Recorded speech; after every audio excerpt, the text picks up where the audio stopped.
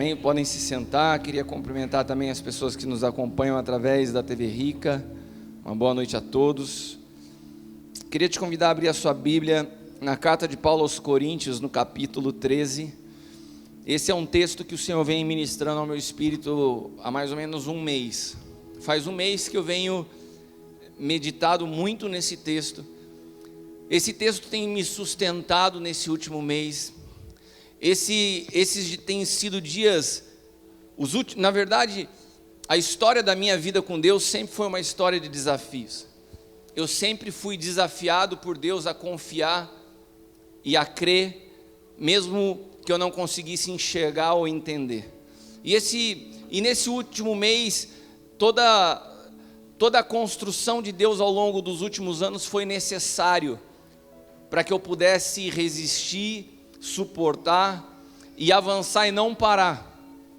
E esse tem sido um texto onde Deus tem falado muito comigo, porque o que acontece quando você passa por um processo de luta durante muito tempo é que muitas vezes você se cansa, e esse cansaço muitas vezes te tenta produzir em você o pensamento de muitas vezes de paralisar ou de se deter, ou de que você não tem condições de suportar. Então Deus precisa muitas vezes chegar diante de nós e relembrar algumas coisas, alguns pilares e alguns fundamentos que são essenciais, porque o maior interessado em que eu e você não venhamos a parar é o próprio Pai.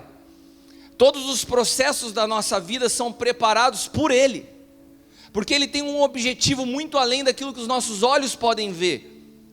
Mas aquilo que os nossos olhos veem ainda interferem naquilo que nós cremos.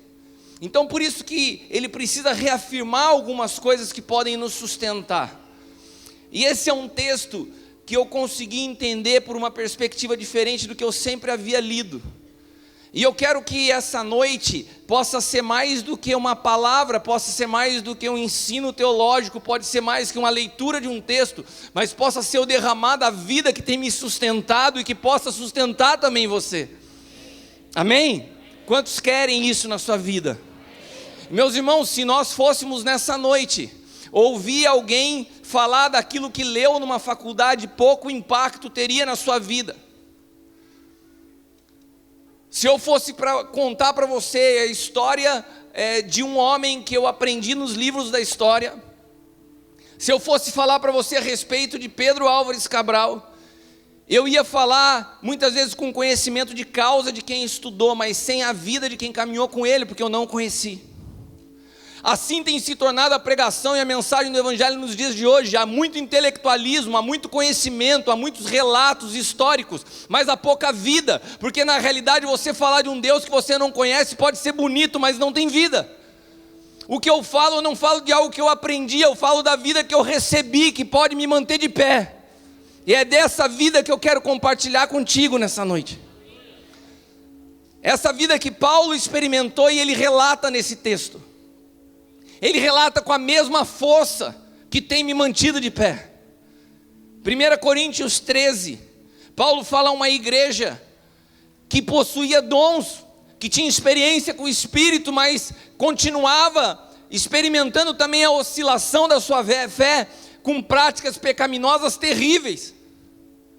E é para esse contexto de igreja que Paulo escreve uma mensagem e duas cartas, especificamente nesse texto, falando da importância que nós precisamos em amadurecer. Paulo relata a diferença de menino e de homem. Ele fala aos coríntios: olha, até quando vocês vão continuar recebendo a palavra que vocês recebem e se comportando como meninos?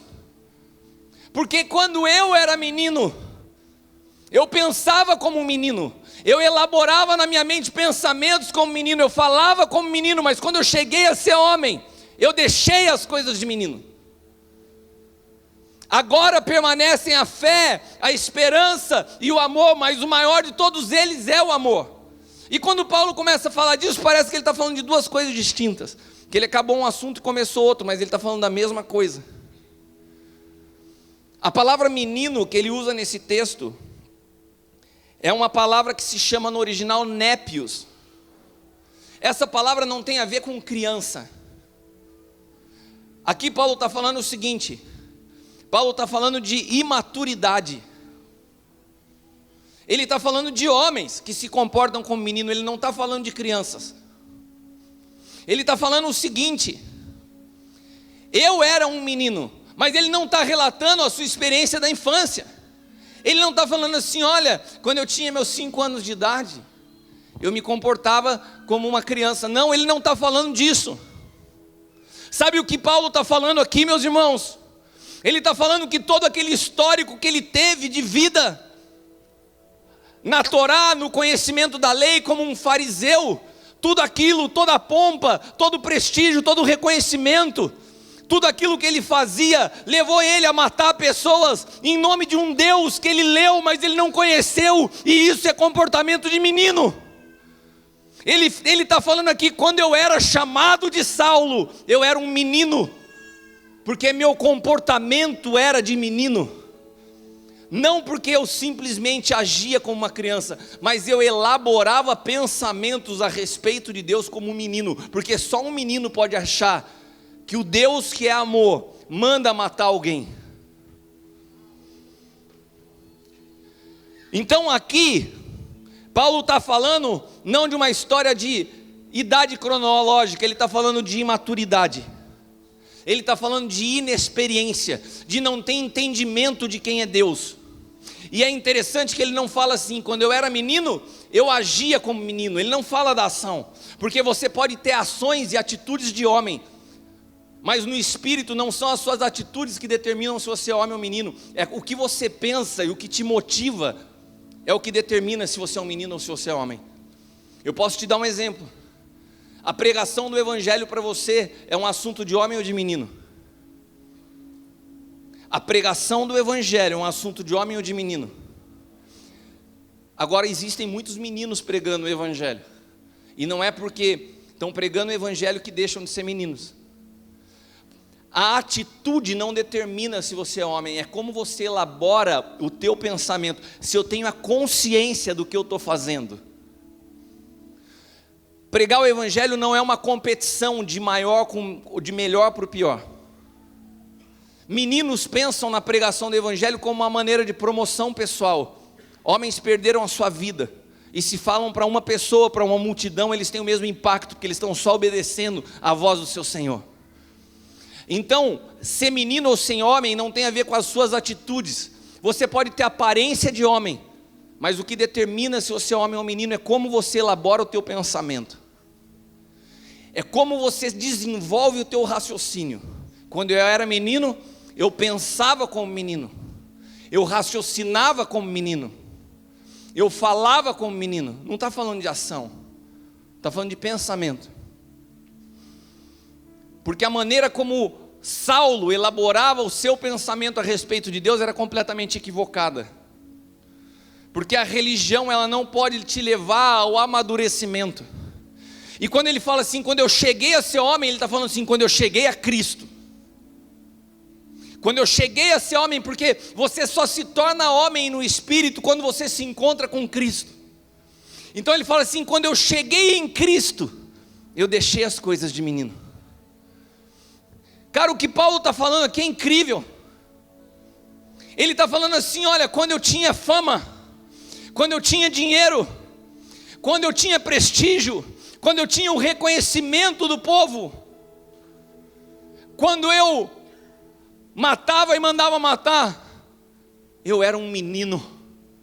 Mas quando eu passei a ser perseguido, quando os próprios apóstolos não me reconheceram, quando apedrejado eu fui, quando eu fiquei cego para os meus olhos naturais, eu deixei as coisas de menino porque eu me tornei homem. Ou seja, um homem já não se move por coisas sensoriais, mas por coisas intangíveis. E é por isso que ele fala que permanecem a fé, a esperança e o amor. Meninos são sensoriais. Meninos são governados por uma identidade que é formada de fora para dentro, e homens possuem uma identidade formada de dentro para fora. Eu vou te dar um exemplo de algo normal em menino. Quantos de vocês aqui, quando criança, tiveram a oportunidade de ir à praia? Você se lembra que, eu não sei se você se lembra disso, ou se você já viu essa cena, você ficava lá com seus pais no guarda-sol, e de repente você falava assim, eu quero ir na água, e seu pai e a sua mãe falavam assim, vai que eu estou aqui te olhando, e de repente você saía, mas no primeiro passo que você dava, você olhava para o lado, tinha alguém jogando bola, você já começava a ir para cá, daí passava um carrinho de sorvete, você começava a ir para cá, e você era distraído com tantas coisas, que quando você via, você estava perdido, e a sua mãe tinha que ir atrás de você. Você não tinha capacidade de ir do guarda-sol até a água. Sabe por quê? Porque meninos são sensoriais.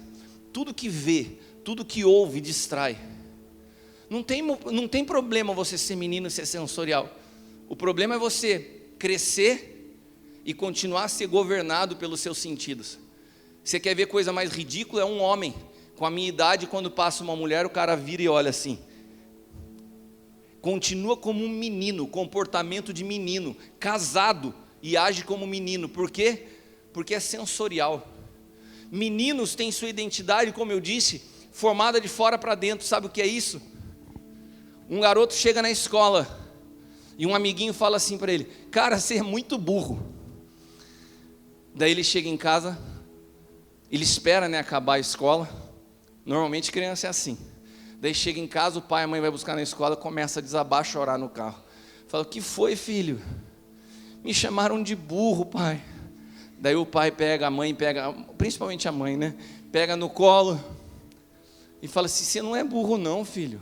Você é inteligente. Você é a pessoa mais inteligente do mundo. Daí ele fala assim, então tá bom. Daí volta para outro dia para a escola. Você é burro? Não, minha mãe falou que eu sou inteligente. Daí ele falou assim, mas tá bom, você é inteligente, mas você é gordo e feio. Daí ele para e volta para casa, entra no carro, começa de novo a chorar. O que foi, filho? Te chamaram de burro? Não, eu sei que eu sou inteligente, mas falaram que eu sou gordo e feio. Não é, filho, você é lindo. Você é a criança mais linda que Jesus já fez. Você vai crescer, você vai ficar fortão, bonitão. É mesmo? Então tá bom. Daí chega no outro dia na escola, cara, você é gordo. Eu falei, não é. Minha mãe me falou. Por que a criança age assim? A identidade dela vem de fora para dentro. Por isso que um pai tem que toda hora afirmar a identidade do filho, porque a palavra de um pai é mais forte que a palavra das pessoas que estão ao redor de uma criança. Mas enquanto nós somos meninos, nós nos comportamos como menino, nós pensamos como menino, a nossa identidade vem de fora para dentro.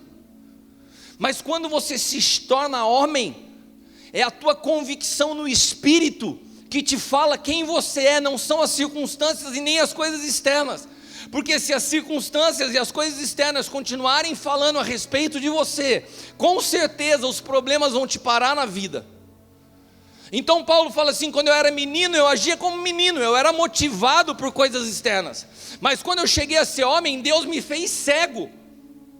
Eu tive a experiência de ser cego, para que os meus olhos espirituais se abrissem, de maneira que eu não sou mais sensorial, hoje eu sou governado pelo Espírito, e a ninguém mais eu conheço segundo a carne. Minhas relações não são sensoriais, as pessoas que eu conheço no Espírito. As decisões que eu tomo no Espírito, meus pensamentos são elaborados no Espírito. Eu não sou governado como uma criança que não consegue sair do guarda-sol até a água, distraído com um montão de coisas que estão acontecendo à sua volta. Irmãos, isso é uma chave para as nossas vidas. Eu não sei você, mas quantas são as situações que surgem na minha vida para me distrair? Quantos são os problemas que aparecem para que eu olhe para o lado e fale assim, meu Deus, e eu tenho que toda hora estar fazendo um exercício de tirar isso da frente e ser governado por uma visão interior do que as coisas estão acontecendo fora de mim. Quantos estão entendendo? E daí de repente ele fala algo. Mas quando eu cheguei a ser homem, eu abandonei as coisas de menino, e agora permanecem. Essa palavra permanecer, ela é uma chave, porque Paulo está falando de uma transição que ele experimentou, do sistema de governo do antigo pacto para o sistema de governo do novo pacto. O antigo pacto era todo visual. O antigo pacto era composto de meninos espirituais, porque todas as pessoas que viveram no antigo pacto não tinham o Espírito vivendo dentro delas. Então era tudo sensorial. Quando você chega no novo pacto, você tem que ser governado pelo Espírito. A realidade é espiritual. Mudam as regras. O adultério não passa mais a ser o ato, passa a ser o pensamento. Você está entendendo a diferença do antigo para o novo pacto? Já não é mais a consumação do ato, é o pensamento. Por isso que se você pensa como menino, ainda que você seja homem, diante do Espírito você é menino. E quando ele fala assim, agora permanece a fé, a esperança e o amor, essa palavra permanecer significa algo. Essa palavra permanecer aponta para algo que subsiste numa transição. Permanecer significa coisas que quando se transicionam de um pacto para o outro acabam, mas outras vão subsistir porque elas são eternas. Então quando ele fala de fé, esperança e amor, ele está falando assim, olha, no antigo pacto eu ouvia falar de fé, esperança e amor. Muitas coisas ficaram para trás, mas quando eu entrei em Cristo, ainda permanecem a fé, a esperança e o amor. É sobre isso que eu quero falar nessa noite. Repita comigo, fé, esperança e amor. São 3 pilares que transicionam de um pacto por outro, porque eles são eternos. São 3 pilares que sustentaram a vida de um homem, que foi um ícone na realidade do que era o novo pacto. Se tem alguém que eu gostaria de ouvir nos dias de aflição da minha vida, era o próprio Paulo. Se tem alguém que entendia de luta, era alguém chamado Paulo. Se tem alguém que eu gostaria de que me aconselhasse nos dias difíceis, era Paulo. Porque Paulo conheceu a dor. Porque Paulo conheceu a Cristo. E ele se tornou um cara governado pelo Espírito a ponto de quando ele apanhava, de quando ele perdia, de quando ele era caluniado, ele continuava firme por uma convicção. E se Paulo pudesse nos falar hoje, nos dar uma dica para suportar, ele falaria, não esqueçam de 3 pilares: a fé, a esperança e o amor. E por que ele usa esses 3? Se esses 3 têm uma palavra que aponta para uma realidade eterna, que transicionam de um pacto para o outro e por isso permanecem. Sabe por quê? Porque os 3 apontam nitidamente para a Trindade. A fé é um dom, todo dom vem do Espírito. A fé é um apontamento da figura do Espírito Santo. A esperança é uma realidade que habita em nós. A esperança da glória que habita em nós. A esperança aponta para a realidade do Cristo que vive em mim e você. E a Bíblia diz que o amor não é um sentimento, ele é uma pessoa. Quem a Bíblia fala que é o próprio amor? Então quando nós falamos de fé, de esperança e de amor, nós estamos falando de algo que é eterno. Nós estamos falando do Espírito, do Filho e do próprio Pai. A fé, esperança e amor são só atributos da Trindade. E por isso são pilares fundamentais em todas as etapas da minha e da tua vida. Precisa permanecer em todo o tempo, para que você não se detenha, para que você não desista, para que você não olhe para trás, para que as decepções não te paralisem. Você precisa de fé, você precisa de esperança e você precisa de amor. Sabe o que é a fé na prática? Ou melhor, vamos começar pela esperança. Sabe o que é a esperança na prática? A esperança é você estar vivendo uma realidade difícil hoje, mas conseguir enxergar uma realidade diferente amanhã. Isso é esperança. Isso é esperança. Você consegue se transportar do que você está vivendo hoje, porque você enxerga um cenário melhor no teu futuro. Olha para quem está do teu lado e fala assim: consegue ver o teu futuro em Cristo? Você consegue ser renovado na tua esperança nessa noite? Você consegue acreditar que esse problema que você está vivendo vai acabar? Isso se chama esperança. Fala assim: eu creio no amanhã. Você pode falar isso com convicção, porque Ele vive. Eu posso crer no amanhã. Agora só os que creem, porque Ele vive, eu posso crer no amanhã. Isso é esperança. Amém? Se Ele está vivo, e Ele está, eu posso crer no amanhã. A tua realidade hoje não é o teu fim. O jogo não acabou. A situação não se encerrou. Ele continua no controle. E porque eu tenho esperança, eu creio num amanhã melhor. Amém? Mas como que a fé trabalha junto com a esperança? Se a esperança é crer no amanhã, a fé é trazer à existência esse amanhã que eu estou vendo para hoje. Isso é fé. Porque se eu sou só uma pessoa de esperança, sabe como caminha pessoas que têm esperança, mas não têm fé? Eu sei que vai melhorar, mas está difícil. E daí ela acredita que vai melhorar, mas o dia de hoje ela segue sofrendo. E ela fala assim: não, um dia eu vou cruzar do outro lado e vou cantar o hino da vitória. Um dia eu vou me alegrar no Senhor. Quando isso se resolver, eu vou dar uma glória a Deus. Não, meu irmão. A esperança, ela precisa vir acompanhada de fé.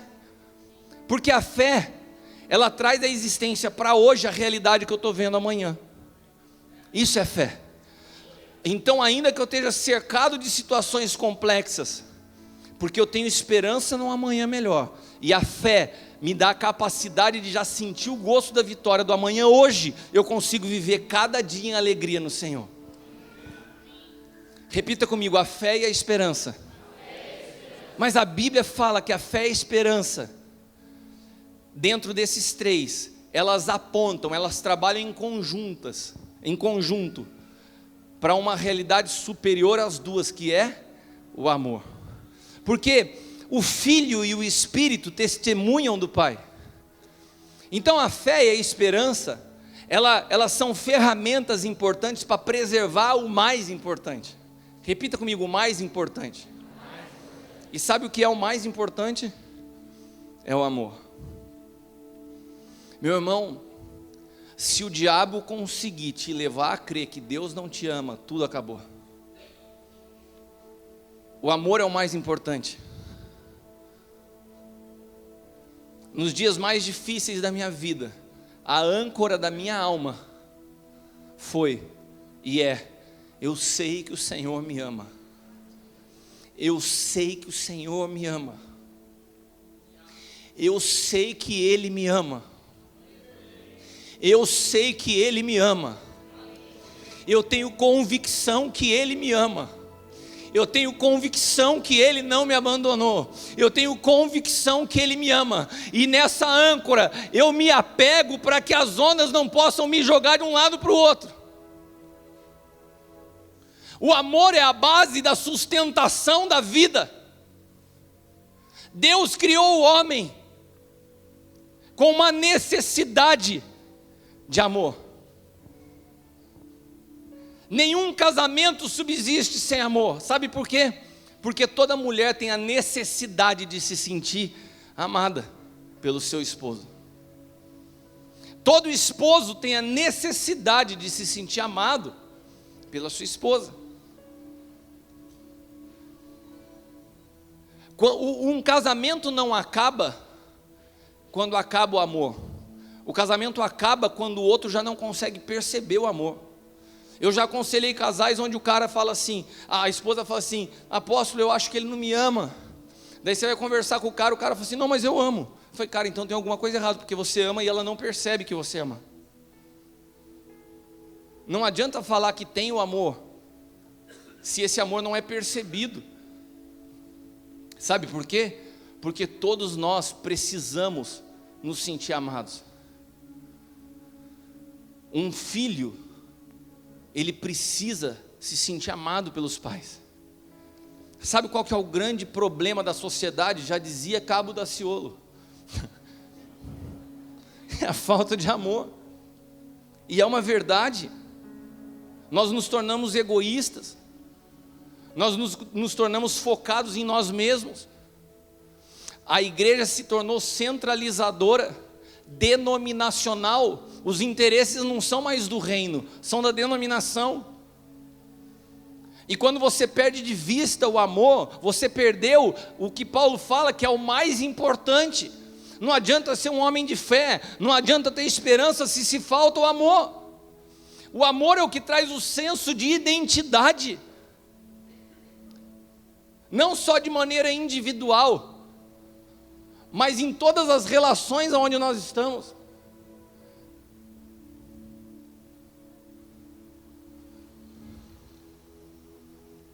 Porque o nosso senso de identidade, quando nos tornamos homens, e quando eu falo homem, eu estou falando de homem com H maiúsculo, eu estou falando de pessoas maduras em Cristo. Esse senso de identidade vem de dentro para fora. E é muito interessante porque Paulo vinha de um contexto de judaísmo, onde ele teve que abandonar várias práticas. Ele fala assim, quando eu era menino, eu fazia coisas de meninas, e todas as práticas dele, ele considera como coisas de menino. Mas ele fala assim, quando eu entrei em Cristo, de tudo que ficou para trás, tem 3 coisas que vocês precisam entender que são importantes: a fé, a esperança e o amor, e o maior deles é o amor. E eu não estou falando do amor como um sentimento, eu estou falando do amor como uma entrega, eu estou falando do amor como a própria pessoa do Deus Pai. E é por isso que quando a gente começa a ler a história, é muito interessante a gente entender Abraão, porque Abraão foi o pai da fé. Abraão conseguiu ser liberto do medo da transição, obedecendo uma voz. E sabe, todas as transições na nossa vida, elas só têm um objetivo: nos levar a confiar em Deus, ainda que você não consiga entender ou ver. Olha para quem está do teu lado e fala assim: Deus está querendo gerar confiança em você.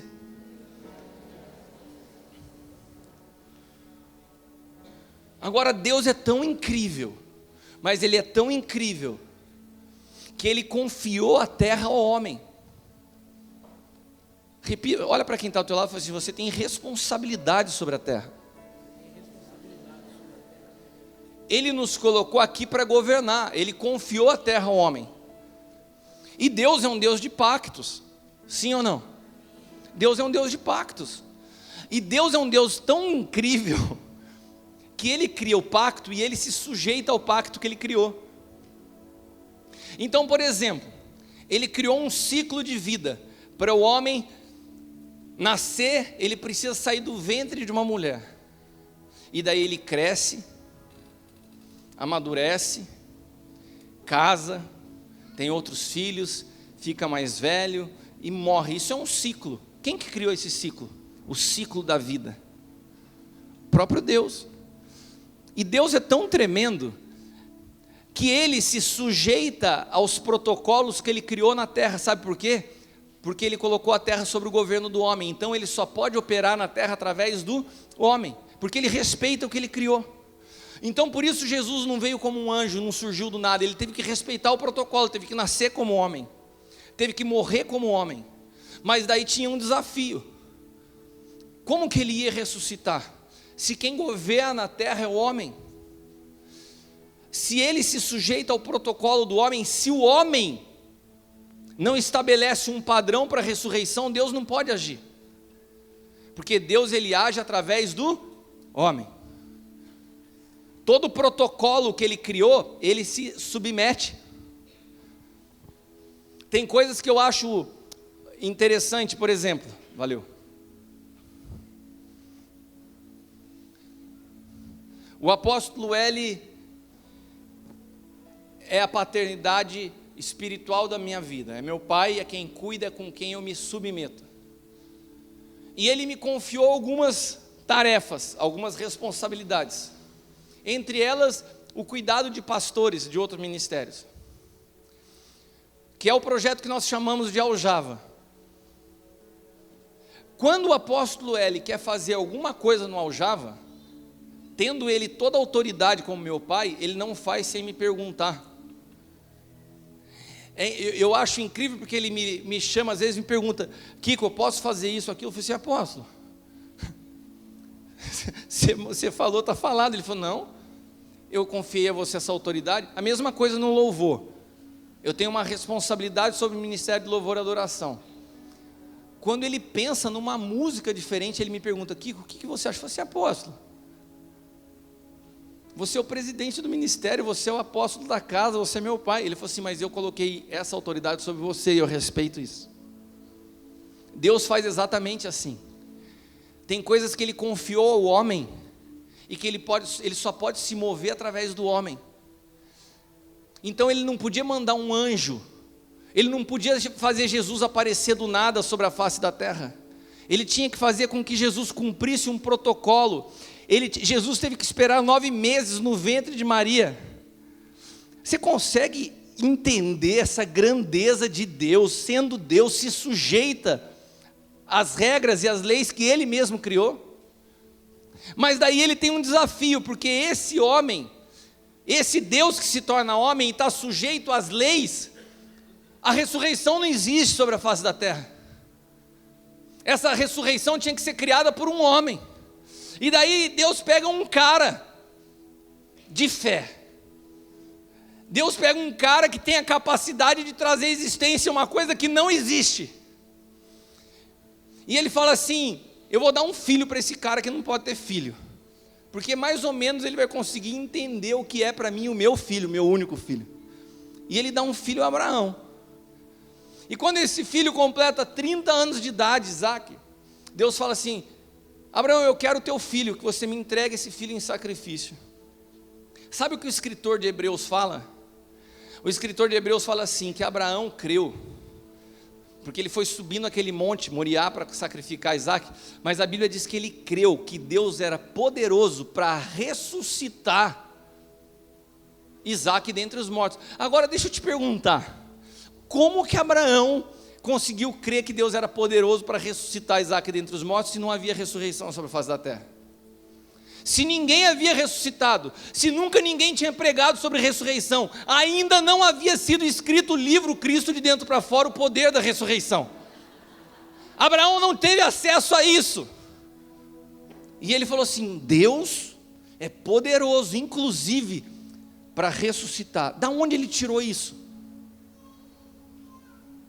Ele conseguiu ver algo que naturalmente ninguém podia ver. Ele conseguiu acreditar em algo que não existia. E ele trouxe à existência algo que não existia. E quando ele trouxe à existência, Deus falou assim: para! Você não precisa mais matar seu filho. Sabe por quê? Porque eu queria era só uma legalidade para trazer à existência a ressurreição. Você já trouxe a ressurreição. Agora, o meu filho um dia vai poder ressuscitar, porque um homem abriu um portal sobre a face da terra de algo que não existia, porque ousou crer no que não havia. Você está entendendo o que eu estou te falando? Abraão trouxe à existência a realidade de algo que não existia, e isso abriu possibilidade para a ressurreição de Cristo, porque Deus jamais faria acontecer algo se não tivesse dentro do protocolo criado por um homem, porque Ele entregou a terra, o governo, ao homem. Daí eu te pergunto: existe alguma coisa impossível para Deus fazer na sua vida? Então o que é o limitador da ação de Deus na tua vida? O que limita Deus a agir na tua vida e na minha? Põe a mão no seu peito, assim, ó. Olha para quem está do seu lado e fala assim: sou eu.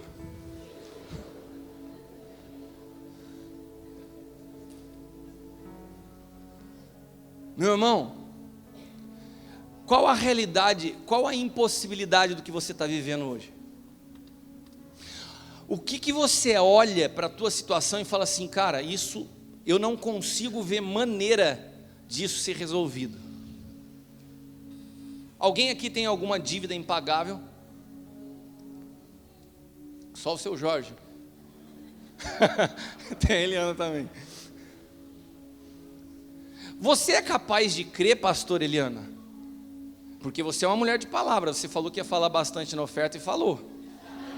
Eu fiquei de olhos fechados intercedendo pela tua vida e não adiantou. Você é capaz de crer que Deus pode, essa situação que para você é impossível, levantar uma pessoa que fale assim: Eliana, quanto é a tua dívida? E você fala o valor que você acha impossível, fala assim: eu queria remir a tua história, eu vou pagar essa dívida, e a sua vida mudar da noite para o dia. Você crê que isso é possível? Então eu quero te dizer que isso vai acontecer na sua vida.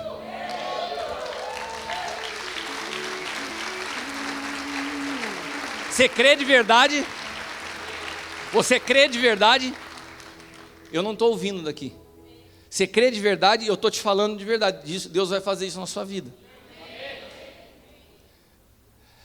A única situação que precisa vir na nossa vida é a capacidade de crer em algo completamente impossível.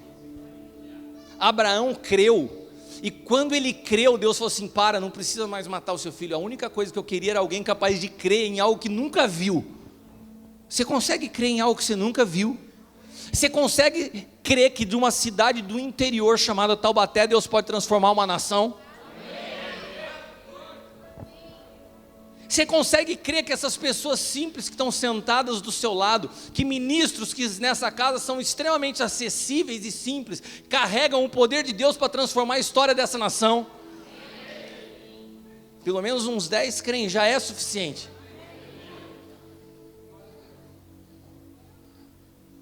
Sabe o que Deus quer fazer nessa noite comigo e com você? Deus quer ativar em nós a fé, a esperança e o amor. Repita comigo: fé, a esperança e o amor. Essa é uma noite onde nós vamos precisar usar a nossa fé. Muitos de nós resistimos até aqui com a esperança. A esperança nos sustentou até aqui. Mas muitos de nós fomos sustentados pela esperança e parece que fomos cambaleando na fé.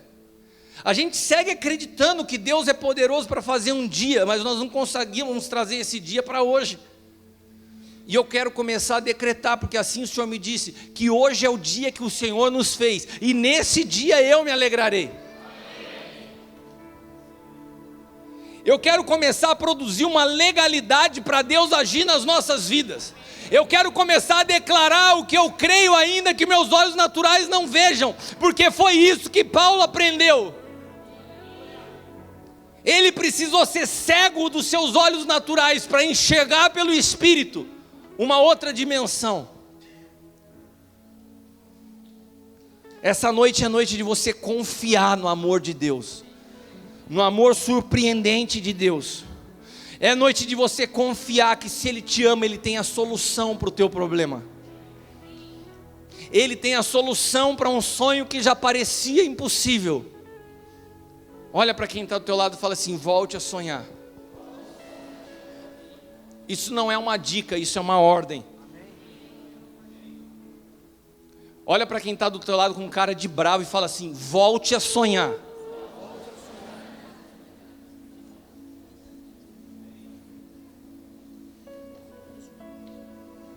Abraão foi chamado de pai da fé. Sabe por que Abraão é um dos caras mais mencionados no Novo Testamento, sendo um cara que viveu no Antigo Pacto?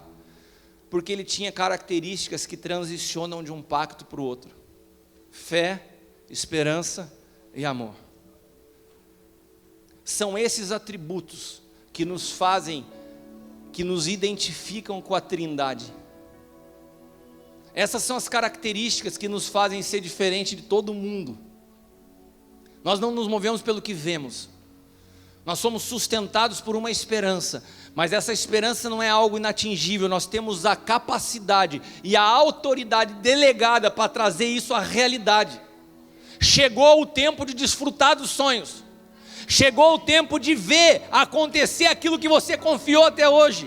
Chegou o tempo de nós decretarmos a concretização daquilo que você viu pelo Espírito. E se por algum motivo você chegou até aqui nessa noite triste, desanimado, cansado, essa é a noite onde o Senhor quer reafirmar o amor que Ele tem pela tua vida. Ele te ama. Olha para quem está do teu lado e fala assim: o Senhor te ama. Ele me ama tanto que me deu um pano de prato para eu me enxugar hoje. Glória a Deus por esse pano de prato. Quero orar por você, se coloque de pé. Todos de pé, inclusive quem estão com os pés quebrados. Brincadeira.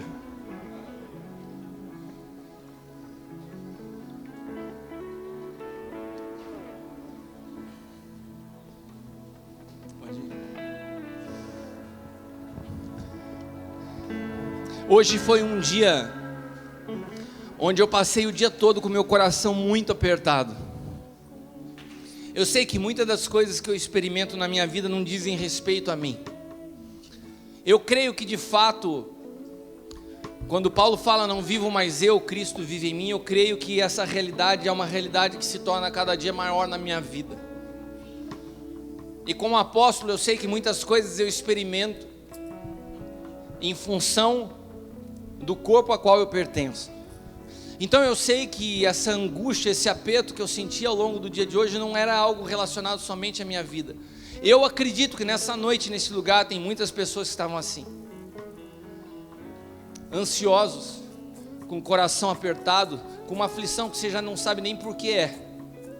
Quem sabe às vezes o cansaço de tanto tempo lutando, uma preocupação que angustia, um aperto no seu peito. Mas essa noite o Senhor te trouxe aqui para reafirmar que Ele te ama. Que Ele te ama. E que a fé e a esperança e o amor permanecem sobre a sua vida. E isso é suficiente para transformar a sua história. E Ele quer fazer isso nessa noite. Ele quer te abraçar. Ele quer que você se sinta seguro nos braços dEle. Ele quer, como pai, te falar: filho, meu filho Abraão também nunca tinha ouvido falar de ressurreição, e porque ele creu, ele experimentou. Tem coisas que você nunca viu, mas você vai viver, porque eu te amo. Tem coisas que nunca aconteceu na tua família, você vai ser o primeiro a ver cumprido na tua vida. Pode ser que a história da tua família seja uma história de miséria, mas Deus te escolheu para prosperar. Pode ser que na tua família ninguém tenha concluído uma universidade, mas Deus te chamou para concluir. Pode ser que todos os casamentos que você olha à sua volta são problemáticos. A história dos teus pais foi complicada, mas Deus te preparou um casamento para o resto da tua vida, de paz, de alegria, de plenitude. Essa noite o Senhor quer restaurar em você a fé, a esperança e o amor. Se você precisa disso nessa noite, sai do teu lugar, vem aqui à frente, nós vamos orar.